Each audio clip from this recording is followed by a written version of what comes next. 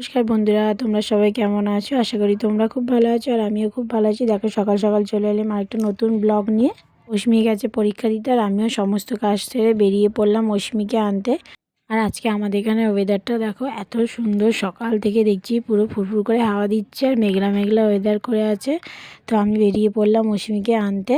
আর ওই দেখো আমার মা দাঁড়িয়ে আছে। যে মা আর আমি একসাথেই বেরালাম। মা যাবে কাজে স্টেশনে আর আমি যাবো অশ্মিকে আনতে। তো ওই জন্য বললাম দুজনে একই পথে যাবো। তো মাকে বললাম তাহলে দাঁড়াও, দুজনে একসাথেই চলে যাব। তো ওই জন্য মাও দাঁড়িয়ে আছে আমার জন্য। তো একসাথেই বেরিয়ে যাব দুজনে।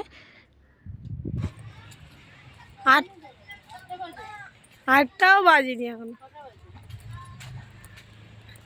1 মিনিট বাকি 8টা বাজতে। এদিক দিয়ে যাবে। চলো বন্ধুরা, আমরা বেরিয়ে পড়লাম মাকে সঙ্গে নিয়ে। দুজন মিলে হাসতে হাসতে মজা করতে করতে যাচ্ছিলাম।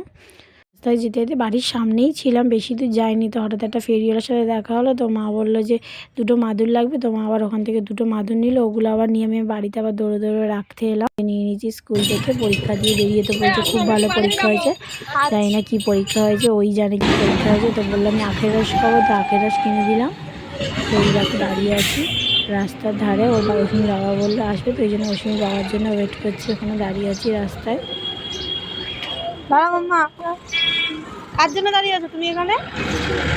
কার জন্য দাঁড়িয়ে আছো তুমি এখানে? কার জন্য দাঁড়িয়ে আছো বলো? পাপার জন্য।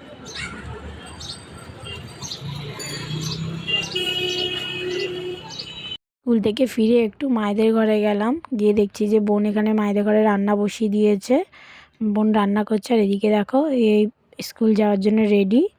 আর ওইদিকে অশ্মি বসে আছে। তো আমি একটু বসলাম, বসে আবার বোন চা খাওয়ালো, একটু চা টা খেলাম।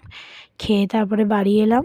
এদিকে বাড়ি এসে দেখি তো জানলাটা তো খুলে যায়নি। ওয়েদারটা সকালবেলার দিকে ঠান্ডা ঠান্ডা ছিল, ওই জন্য জানলাটা খুলিনি। তো এখন এসে জানলাটা খুললাম। আর এদিকে দেখো আমার মানি প্ল্যান্ট গাছটা কত বড় হয়ে গেছে। কি ছোট্ট নিয়ে এসে বসিয়েছিলাম, কি ভালো লাগছে দেখতে। তো ওখানে যে বোতলটার মধ্যে বসিয়েছিলাম না, বোতলটায় জল কমে গেছিলো। তো ভাবলাম ওতে একটু জল দিয়ে দিই। তো দেখো জলটা কীভাবে দেবো বুঝতেই পারছি না। যেদিক দিয়ে দেখছি পড়ে যাচ্ছে জলটা। এবার যদি ওটাকে খুলে না হয় তাহলে আবার অনেকটা সময় ওখানে চলে যাবে। ওটা অনেক কষ্ট করে ওখানে বেঁধেছি। তাই জন্য আর খুললাম না। তো দেখলাম লাস্টে অনেক কষ্ট করে জলটা ভর্তি করতে পারলাম।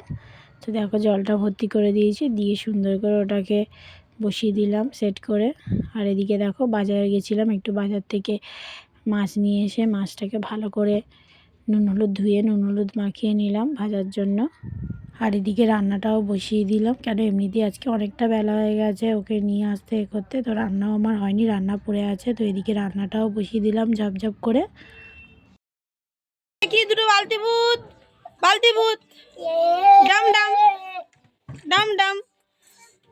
দেখি মুখটা, দেখি মুখটা, দেখি এই এর মুখ দেখি এই। তো আজকে রান্না করব হচ্ছে ফুলকপি আলু দিয়ে মাছের ঝোল আর একটু উচ্ছে ভাজবো। পুঁই শাক করার ইচ্ছে ছিল, কিন্তু পুঁই শাকটা তো আর কাটা হয়নি। তো ওই জন্য আর টাইমটাও আজকে অনেকটা সময় চলে গেছে। তো ওই জন্য ভাবলাম থাক আজকে আর পুঁই শাকটা করবো না। মাছের মাথাটা ছিল বলে ভাবলাম তাই একটু পুঁই শাক করবো। তো আজকে আর করা হবে না, থাক ওটা কালকে নয় করবো বা অন্যদিন করবো। মাছের মাথাটা রেখে দিই। তো দেখো আমার এদিকে মশলাটা কষা হয়ে গেছে ফুলকপি আলু দিয়ে। এবার আমি এতে জল দিয়ে দেবো, দিয়ে ভালো করে ফুটিয়ে নিয়ে মাছগুলো দিয়ে দেবো। মানে দেখো ঝোলটা টকবক করে ফুটে গেছে। তো এবার ভাজা মাছগুলো দিয়ে দেবো একটা একটা করে সব ঝোলের মধ্যে। তারপরে একটু ধনেপাতা কুচি ছড়িয়ে একটু ভালো করে ফুটিয়ে নিয়ে আমি ঝোলটা নামিয়ে নেবো। ফুলকপি দিয়ে আলু দিয়ে মাছের ঝোল রেডি।